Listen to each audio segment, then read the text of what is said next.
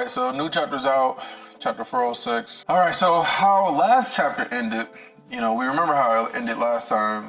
You had Cecilia, getting into her conflict with Ceres, and then we know that Cyrus had ended up getting, flown across the landscape, and we know that Nico ended up giving the Sylvia's core to Kara, told her to give it to Arthur, right?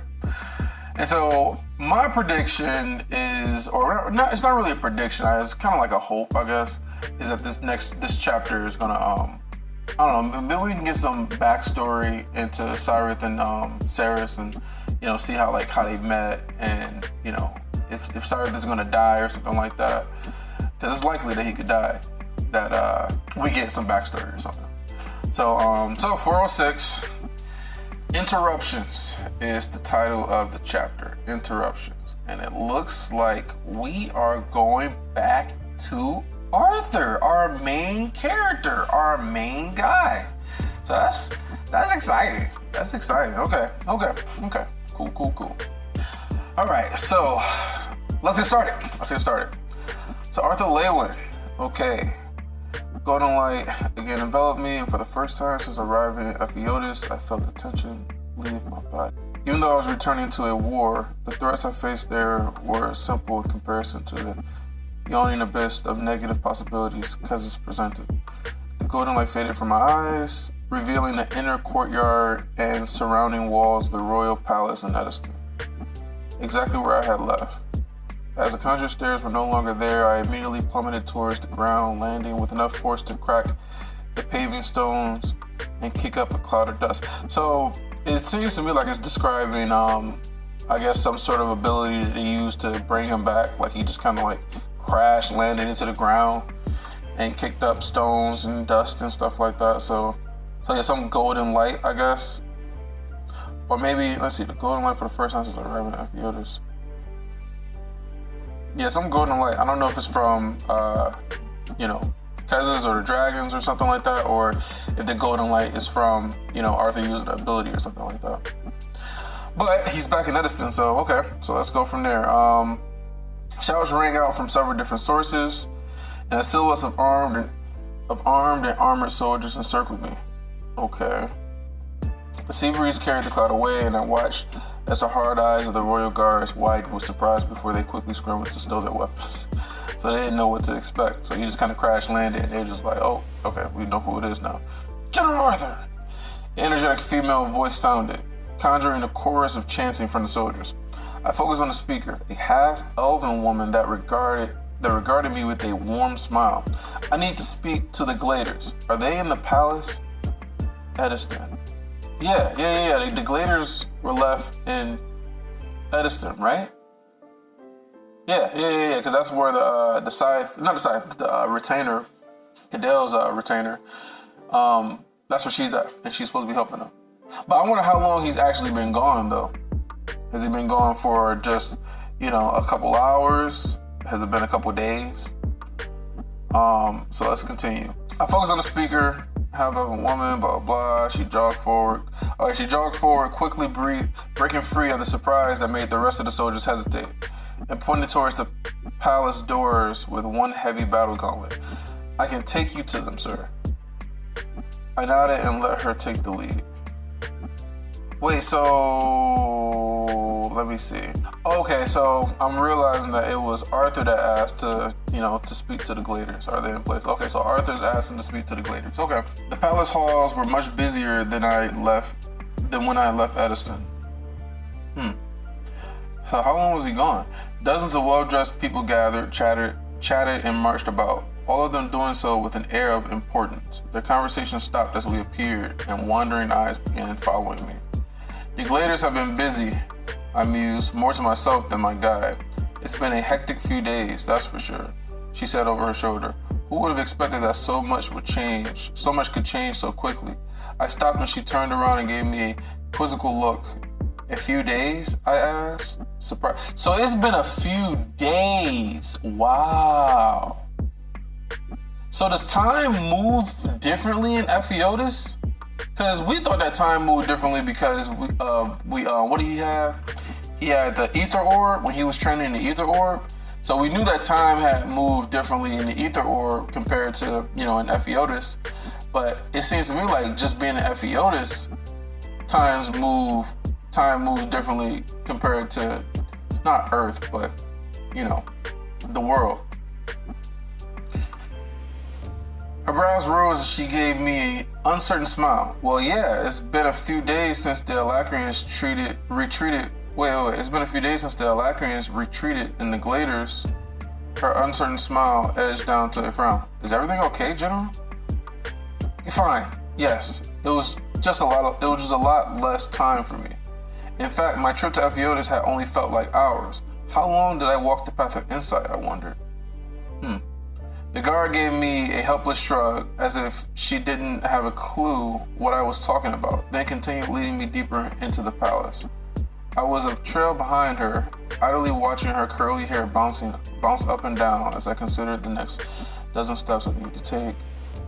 That I realized who she reminded me of. My apologies if this is a strange question, but do you know of a soldier named Cedri? Or Cedri? It can't be Cedri. Cedri? I'm gonna say Cedri. I asked. The woman's shoulders stiffened as she missed a step, and she seemed to pull into herself. Slowly, she glanced back over her shoulder. What? Even as I said the name aloud, it felt so foreign. Who is Cedri? I have no clue who this Cedri is. I have no idea who this Cedri is. I'm trying to think. Is it somebody from... No, she's not a Alacrian soldier. She's a Catherine soldier, right?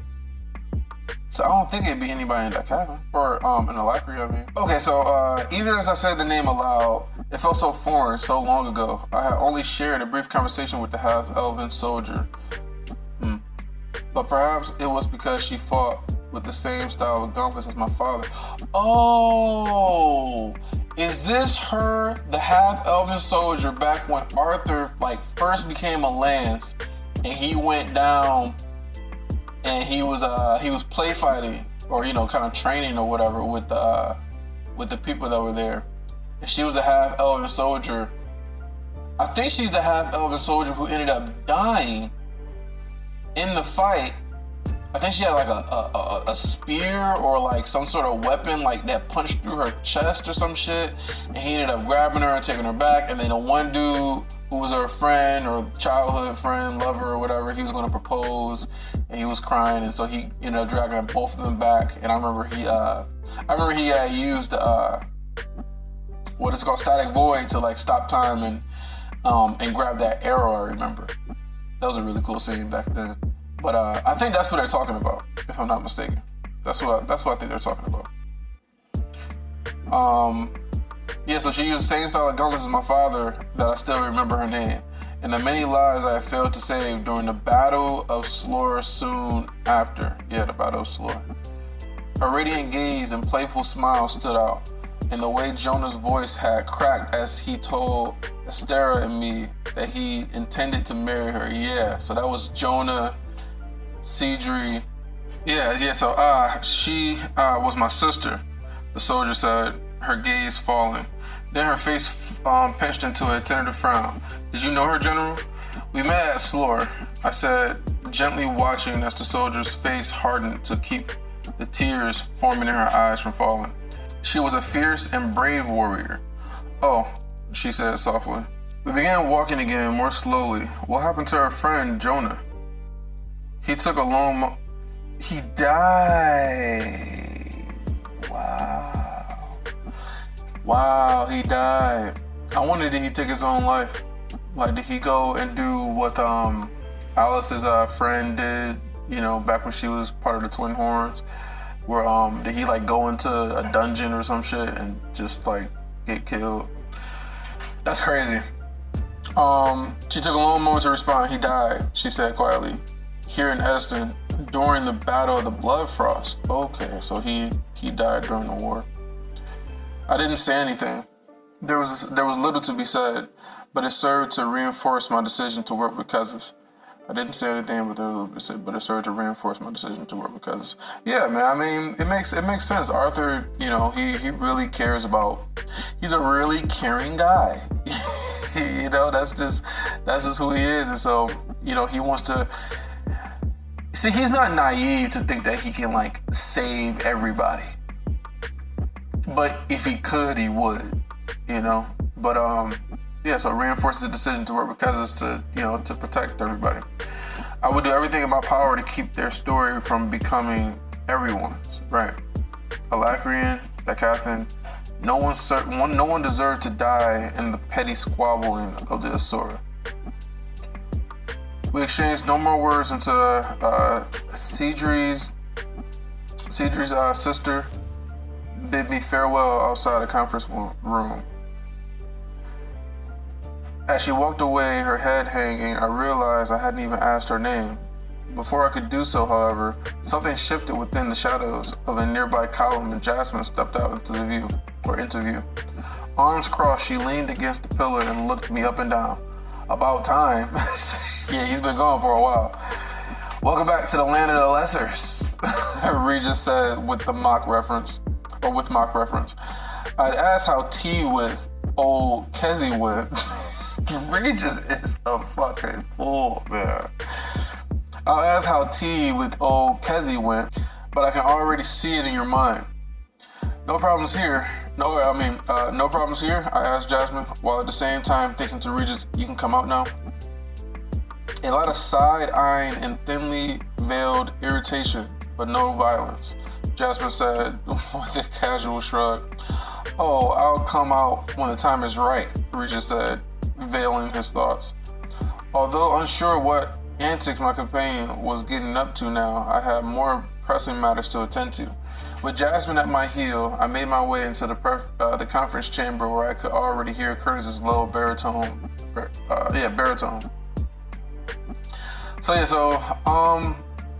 I wonder what Arthur's plan is next. Is he gonna he's probably not gonna tell them that he made a deal with Kessis or anything like that. I think that the plan now, since they've taken over Ediston, they've taken over Black Ben,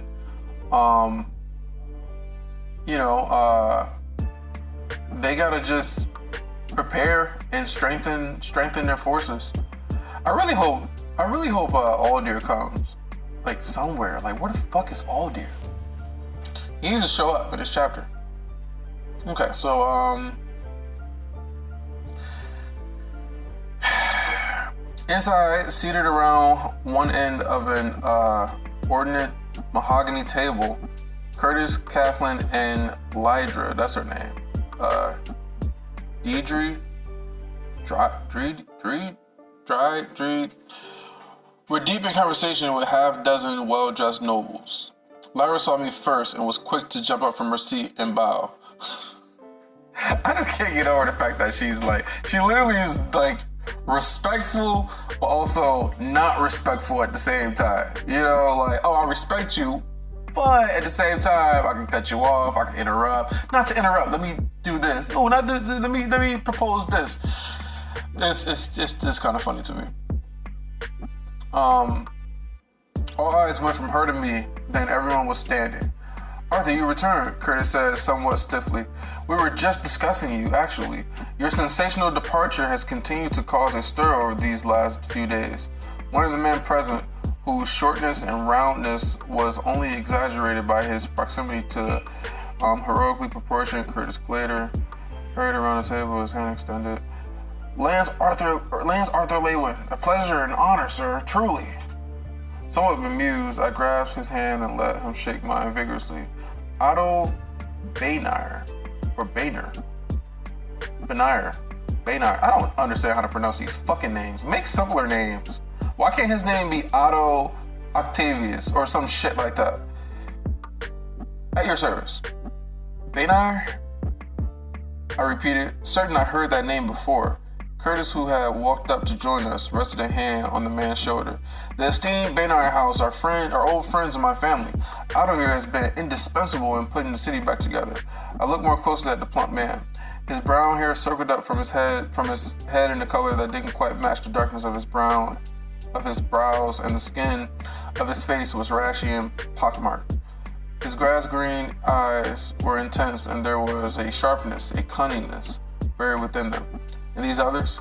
I asked, pulling my hand away from Otto.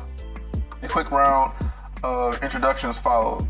There were another Glader, the third cousin of... Wait, what? There was another Glader, a third cousin of Curtis and Kathleen, a big man from the House Maxwell? Where did this guy come from? How come we never heard of him? Is he strong?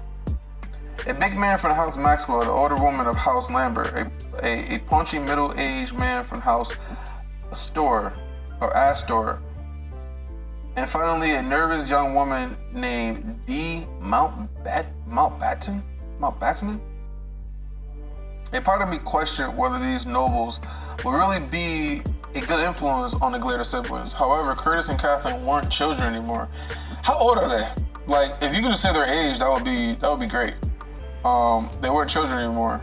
And truth be told, I was tired and eager to return to Vildorial. Right. He gotta check on the lances and see what their progress is. How did the rest of the exchange go after I left? I asked after nodding politely to the Mountbatten girl. As smooth as could be expected, Curtis said, giving me a tight-lipped smile. He glanced back at his sister, and Lyra. Let's retire to a more comfortable space for long-winded explanations and we'll fill you in. My gaze lingered on Lyra, who was staring at me with an intensity bordering on violence. This is what I'm talking about. Like, bruh, she's a psychopath, bruh. No wonder she was Cadell's retainer. She's crazy. No time for that. I headed straight back to Vildorial. Wait, no time for that. I'm headed straight back to Vildorial. I just wanted to collect the retainer and Miss Flamsworth. Oh, so he's taking Lyra back with him? The bearer's hint of a frown disrupted Kathleen's stoic expression.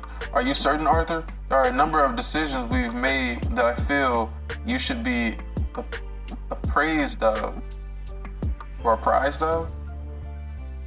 So they want him to, get his input on some of their decisions that they made. Yeah, he doesn't care. He doesn't care about that. Like he chose them. He's gonna leave it in their hands. He has the nobles there, the siblings. He's gonna trust that Kathleen and Glader, Kathleen and Curtis, that they can make the right decisions and whatnot. That's why he picked them in the first place. So yeah, he's gonna just leave it up to them. He's like, yeah, whatever. Let me just go back to Vildorial. Lyra, had edged away from Kathleen, was slowly approaching in a roundabout way that kept several feet between her and anyone else. I'm happy to fill him in. Oh, right, she can do it, that's true. A scowl flickered across Curtis's face, but he quickly forced a smile. Interestingly, Kathleen was watching her brother instead of the retainer. The rest of the Gladers, he's still trying to, Curtis is still trying to reel himself in with the anger that he has towards Lyra with, his parents getting killed. Which makes sense. The rest of the Gladers' new council was watching the proceedings as if it was some kind of sporting event. I looked from one face to the next. I'm sorry, Kathleen. Could you put everything in a report and send it to me in Vildorial? Of course, she said quickly. Let me take you to your teleportation artifact, at least. Curtis reached out and clamped my arm. Don't wait too long to return. The city is eager to hear how we plan to hold our continent now that we've taken it back. Right. So the people still need to have faith. So they're still relying on Arthur at the end of the day. He's trying to put people in place to kind of hold down the fort and keep things organized and structured, because that, human beings are fucking crazy and they need leadership. And so they're looking to him to come back and give them hope and a plan and, a leader. They need a leader at the end of the day. But he doesn't want to be that leader. And that's the craziest part. It's just how can you be somebody and have all the qualities of a leader? You have the skill, you have the determination, you have the smarts, you have the strength, you have the charm, you have everything that a leader is supposed to have, but yet you don't want the role. I don't understand it. He's doing it by default, but he's doing it and he's complaining about how he don't want to do it. It's the craziest. It's so backwards. He just needs to accept it. Their lives are in his hands. That's just what it is. Anyway, let's see what he says. All right, so we plan to hold our continent now that we've taken it. I reached up and took hold of his wrist, squeezing it firmly. I have good news on that. But so he is going to tell them. But explanations will have to wait. Curtis laughed and took a step back, emulating him. Otto Baynard did the same. The other nobles all joined in awkwardly. Until later then, Curtis said. To his sister, he added, I'll be here with Baynard and the others when you get finished, Cap. Cat. Okay, I never heard him call her Cat. Turning on my heel, I led the strange procession of Lyra, Kathleen Glader, and Jasmine Flamesworth out of the conference room and into the many grand hallways. Your friend has hardly let me out of her sight, Lyra mused, falling in beside me. She would even sit through these interminable meetings? I imagine if Lord Glader allowed it. Lyra cooked her head slightly, side-eyeing me. What did you expect the poor girl to do if I went mad and betrayed you? Wait, well, let me reread this. What is this? Your friend had hardly let me out of her sight. So this is Lyra mused, falling in beside me. She would even sit through these interminable meetings, I imagined, if Lord Glader allowed it. Oh, so he didn't allow her to sit through the meetings? Lyra cooked her head slightly, side-eyeing me. What did you expect the poor girl to do if I went mad and betrayed you? She appears to have some talent, but she lacks true power. Regis chose that moment to manifest from Jasmine's shadow, rearing up fully formed and glowering next to Lyra. Then your body would have been reduced to a fine ash. What did you expect the poor girl to do? Oh, yeah, so, yeah. That's why he had Regis there. That's why Regis is there. Lyra's brows knitted together, and one side of her mouth quirked up into a wry half smile. I see. Regis chuckled in my mind. Worth the wait? So this is what Regis was waiting for. Man, oh man. We moved your teleportation artifact to a safer location, Kathleen said, moving up to walk beside me and guide us through the palace. Lyra gave a soft scoff. She means they hid it from me so I didn't attempt to teleport away, forgetting that returning to my homeland is a death sentence. Threat of death alone does not make an ally, I'm guessing that's what it says. Kathleen replied calmly. Her chin turned up and her eyes forward. Kathleen's smart. Kathleen led us through the palace in silence, down in the bowels of the undercroft to a guarded vault. They were all out on tree on Kathleen's orders, and inside she took us to the individual room locked with the ore stone she was carrying within, resting on the metal table with the tempest board. As Kathleen stood aside to allow the four of us into the small room, I took in her stance, her expression, where she was focusing her attention. Thank you. I know this can't have been easy, but Ediston, Kathleen needed you. She rewarded my words. Okay. This is Arthur saying that to her. She rewarded my words with a small but warm smile. Then the smile faltered, and she looked away from me, her eyes losing focus. I know you'll be busy in the coming days and weeks, but Ediston still needs you. Please return when you can. I will, I promise. Then turn my attention to the artifact. Imbuing the Realm Heart Guide room with ether, I felt that heady rush as the mana came to life all around me. I quickly input our destination into the device, and then activated it by manipulating the mana with my ether. He's getting a lot better with this manipulating mana stuff. An opaque disc opened flat against one wall. Ether reached out and tugged on the tempest board, drawing it into my storage room. Jasmine nodded to Kathleen and went through. Thank you for your hospitality, Lady Glader, Lyra said, putting a hand on her chest and giving a shallow bow. Kathleen said nothing as the retainer followed Jasmine through the portal. The Regis went quickly after her. The former princess was sapping, then gave me a nod before stepping back. My gaze lingered on hers. Are you sure everything is all right? These are complicated times, Arthur, she said in that cool, distant way she had before giving me a small bow. Farewell. Yeah, definitely complicated times. You're working with the quote-unquote enemy and, Yeah, so she says farewell. Just as she began to turn around, I reached out and took her hand. For a moment, the two of us stayed silent as I watched a flush of color spread in her cheeks.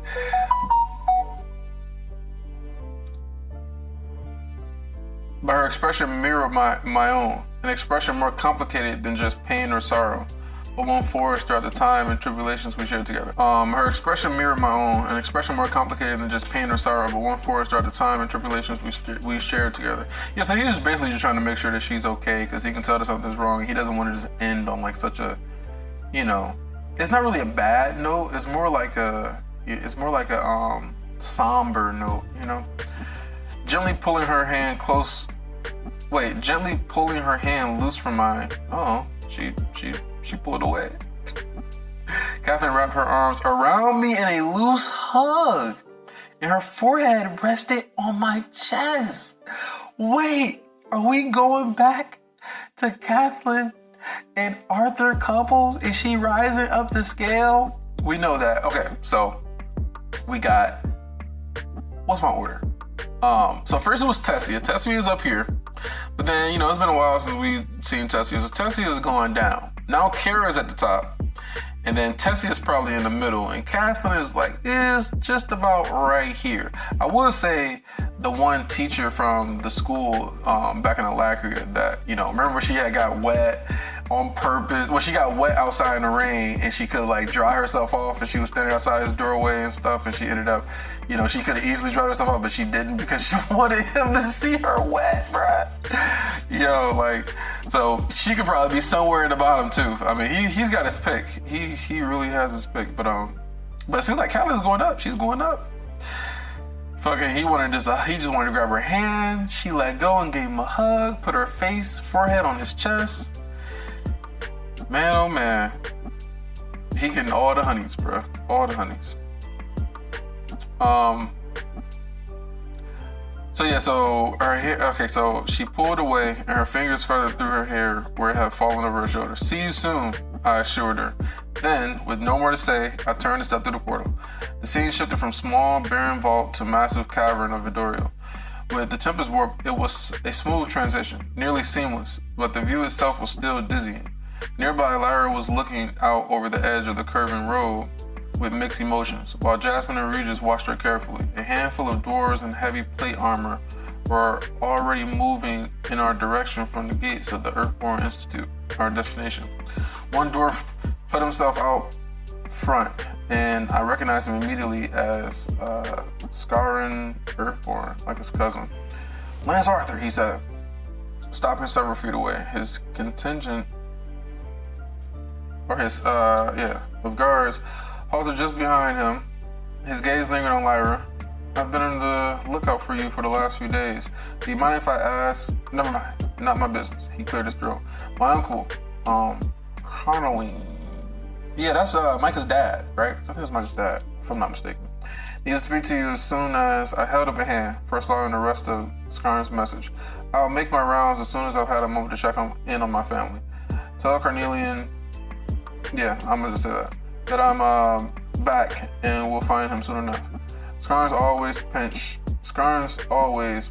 vaguely hostile expression darkened, but he held back whatever argument he was obviously wanting to make. Lance, I'll tell him. To his guards, he said, back to your post. He hurried away, his armor clanking furiously. Do you want me to hang around? Jasmine asked, looking pointedly at Lyra. Go get some rest, I answered, certain she hadn't been sleeping much as she babysat the retainer in Ediston. We'll catch up later. Jasmine punched my arm. I've had enough politics. If you're going to drag me along on any more adventures, it better be something exciting. She wants to go to the relic tombs, bro. Yeah, it'd be actually kind of cool to see her go to the relic tombs. Chuckling, I shoot her off. She turned away, waving over her head and without looking back. You are a strange leader. Here's Lyra, bruh. You are a strange leader, Lyra said from just beside me. She too was watching Jasmine descend the winding roads. But then, perhaps only one who doesn't wish for authority can wield it without corruption. See, that is such a good quote. That is such a good quote. So she says, but then, perhaps only one who doesn't wish for authority can wield it without corruption. And that makes such sense, because I always question people whenever anyone tries to seek power, right? So if you try to seek some sort of power, you want the throne, you think that you can just change the world, right? So you want to become president, you want to become governor or some shit like that, even though they don't really have that much power as you might think, but I'll digress from that. But you want to be this leadership position.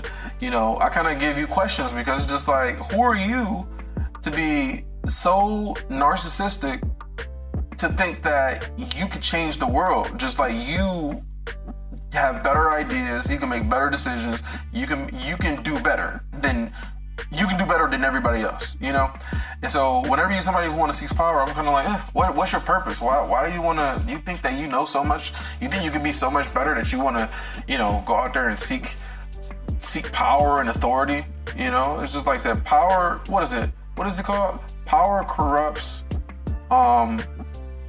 always, or some shit like that. It's just always end up being corrupt. But when you have somebody like Arthur who doesn't want the power, he doesn't want the leadership, but he kind of just has it, then maybe he can actually, wield it without actually being corrupt, while actually being, subservient towards his own interests, and he's actually looking out for the interests of everybody else. And that's what happens when you have people who are in power, is that they start to not care about, the people that they're supposed to be serving, but start to, serve their own interests, what's going to line their pockets, what's going to give them the advantage to get to even higher position in power, So that's why I don't trust government. That's why I don't trust any of these power positions or whatever. It's all corrupt.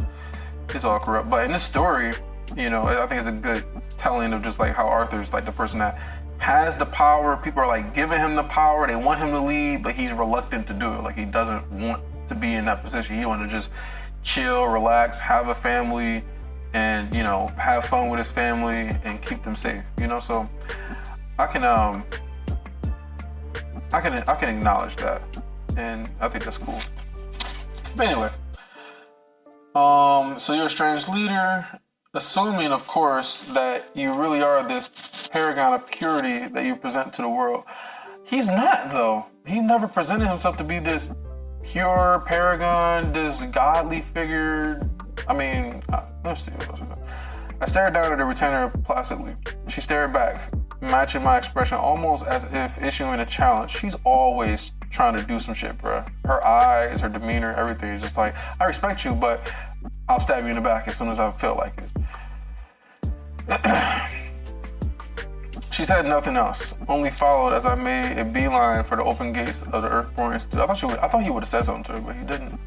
The guards let us pass without a word, and then we dwelled into the stone halls cut into the side of the cavern. Instead of heading straight for my mother and Ellie's rooms, I took Lyra well past the classrooms and the living quarters. Although not a prison, the Earthborn Institute had a large number of secure votes. I found that one was easy enough to return to and currently appeared unoccupied. It had a barred front like a prison cell, and between each bar was a warding room that would repel mana save. Wait, let me read this. It had a barred front like a prison cell, and between each bar was a warding room that would repel mana usage to some extent. Reading my intention, Lyra scoffed. Surely you don't. I empowered God stuff. What the hell? So he found a room that was unoccupied, and it had a barred front like a prison cell, and the bar was like a warding room. And she was like, yeah, you don't want to put me in here. He's like, yes. He empowered God stuff, grabbed her by the arm. Although the rooms repelled mana, they did nothing to interrupt the etheric pathways. In a flash of amethyst lightning, we appeared within a vault. Wait, this is a vault? Yeah, it's a vault. Her words cut off in a surprised gasp. Before she could react, a guy stepped back out of the vault, with lightning still cascading across my skin. That's crazy. Like, imagine like the Flash, just like vroom, and then just you're just back. Before you can even like blink, you're just there and back. And you're just like, what the man? I just want to see this shit animated. That shit just looks so cool. I looked through the bars to meet her eye. We both know this vault probably can't keep you, but I think we also know it's not in your best interest to break free. And just for safe measure, I want you to stay here and guard her. To my Regis, right? How did I know that was coming, Regis growls? Yep, of course. When did I stop becoming your fiercest sword? When did I stop being your fiercest sword, crafted weapon, and become a full-time babysitter? If you're good at something, people will keep asking you to do it, I quipped. See, the banter between him and Regis is just the best shit ever. Is this really necessary, Regent? Lyra asked with a sigh. I've already behave yourself, and maybe I'll start to let out your leash, I said over her, then turned and marched away quickly. Yeah, you can't be trusted. What the hell are you talking about? Like, you think that just because you helped out and you surrendered and you killed off any Alacrians that wanted to still fight, like, no, you have a long way to go before we can actually trust you. Finally, after what for them would have been well over a week, I found myself back before the door to my family's quarters. Okay. The smell of something hearty, like a meaty soup or chili, was drifting from under the front door. I knocked softly at first, then slightly louder. Voices exchanged from within, muffled by the thick dwarven door, and a few seconds went by. The door's latch lifted in resonant clunks, and the door swung open. My sister's sandy brown eyes flew wide as she saw me, and she jumped into my arms with a delighted screech. Arthur! I pulled up into a tight embrace and spun her around, making her squawk in surprise. When I finally set her down, she was red and her mouth was somehow both smiling and pouting. I'm not a child anymore, you know, she said. But she jumped into his arms. Like, adults don't jump into other adults' arms. So, get the fuck out of here. She said, sticking her tongue out at me. There you go, sticking your tongue out, but you're not a child. Okay. Where have you been anyway? It was my mother who answered. She had stepped out of the kitchen and was leaning against the wall, wiping her hands on her apron. Off saving the world, of course. That's just so nice. Like, they're just all just cool. Just like, oh yeah, he's just saving the world. He's been doing it since he was like, what, 6? It's just crazy. I rolled my eyes and I crossed the room and gave my mother a hug as well. It smells amazing in here. She's been practicing, Ellie said, bouncing past us towards the kitchen. I was pretty sure she was going to poison us all in the first week, but she's gotten better. Mom reached out to swat Ellie as she went by, but my sister dodged out of the way. Is Ellie stronger than her mom? I'm just kind of curious. Like, her mom is not a fighter, she's a healer. So, but like, if Ellie won it, she could probably, I know this is kind of, you know, dark and stupid, but Ellie could probably kill her mom, right? Like, she's strong enough to like kill her. She can't really protect herself. Is there a way for Alice to get stronger? I don't know. We just need power-ups, man. We need some more power-ups. We need stronger people. I mean, the only strength that they have is, as far as like strong people, is Arthur and the Lances. Like, that's it. Like, these Silver Core mages, I mean, when you're dealing with the Asura, they're fodder, but when you're dealing with the Alacrians and like the Scythes and the Retainers and shit, they're also kind of fodder too. I mean, what did we learn? We said that it's going to take 5 Silver Core mages to beat 1 White Core mage, but 1 White Core mage, we don't even think that they can beat a Retainer. Just one, like one-on-one. Can they beat a Retainer? Probably not. Or it'd probably be like a standstill or something like that. But they need some power-ups. Anyways, let me see. Keep your sticky fingers out of that pie, young lady. She threw me an exasperated look over her shoulder. Come on, you can help finish up, or at least pin your sister down and keep her from eating everything before it's ready. I swear I've never seen anyone who could put down so much food. It's just nice that she's like just getting back to just being her normal self, not being all depressed and, you know, all that shit she went through and shit. Seeing your daughter get stabbed right before your eyes and thinking she's about to die and shit. Like, that's all traumatic as fuck. Blah, blah, she said, around a mouthful of food. I followed Mom into the kitchen where Ellie again dodged her, simultaneously snatching another roll from a heap plate. Mom threw her hands up and went back to chopping up a pile of vegetables that were going into a pot over the fire. Somehow, she's wheedled the Lances into teaching her Wait, what? Somehow she's wheeled the lances into teaching her personally by throwing your name around, I'm sure. Ellie swallowed hard, downing what looked like an entire roll at once. After all the near deaths and running and hiding, being a layman should come with perks. Her voice trailed off as Mother froze, and my own face fell. Sorry, Ellie said quickly, immediately recognizing the shift in mood. I didn't mean it like that. Let me reread this. How did they take her saying that? After all the near deaths and running and hiding, being a layman should come with some perks. So what? She's talking about her father getting killed, I guess. My mom stood stiffly for a moment, but when she turned around, she was smiling. Don't worry about it, dear. You're right. We've been through a lot. I'm glad they're teaching you, since your brother is too busy saving the world. They laughed together, albeit a little awkwardly, but the sound alone made all their teasing worth it. This again? I shot back with mock offense. You keep saying it like it's a bad thing. I guess I could just let the world end. That way I wouldn't have to worry about Ellie ever dating. Mom laughed even louder, a bit more genuinely this time around, as Ellie spurted with outrage and chucked her roll across the kitchen at me. I snatched it out of the air and took a bite. As I chewed, though, a force flared deep under the institute. Are they training? Are the Lances training? I flinched at the mental impact of it, but Ellie and Mom showed no sign of noticing. Looking down at my feet, I stretched my senses. A sudden sharp wave of ether had burst like a glacier somewhere below, sending cascading flashes of... Wait, what the fuck is going on? A force flared deep under the institute. I flinched at the mental impact of it, but Ellie and Mom showed no sign of noticing. Looking down at my feet, I stretched my senses. A sudden sharp wave of ether had burst like a glacier.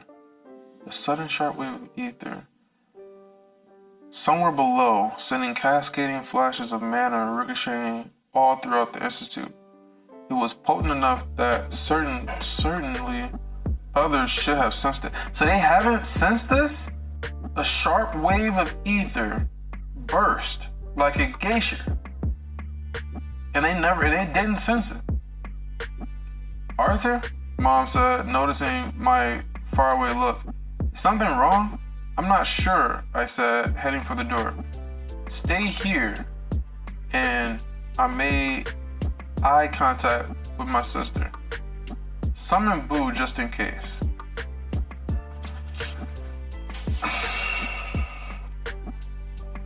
A sudden sharp wave of ether had burst like a glacier somewhere below. This has got to be Aldir.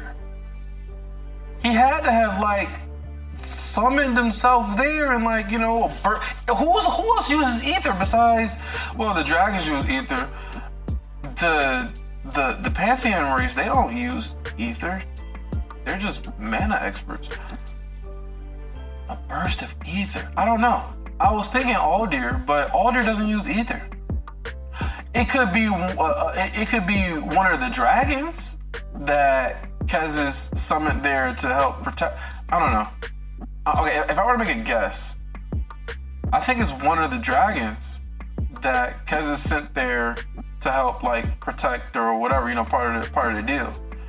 I don't think it's Aldir, because Aldir doesn't use ether. He doesn't use ether. Ren doesn't use ether.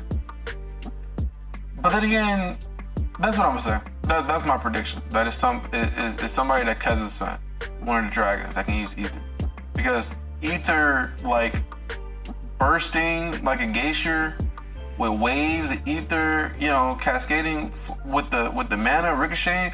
Yeah, that doesn't sound like something that. But okay, so that's the end of this chapter. All right. So, pretty much what happened in this chapter, we kind of just went from checking up on Ediston and then going back to Vildorial, and Lyra, she's in the vault that can't really keep her. Regis is watching over her.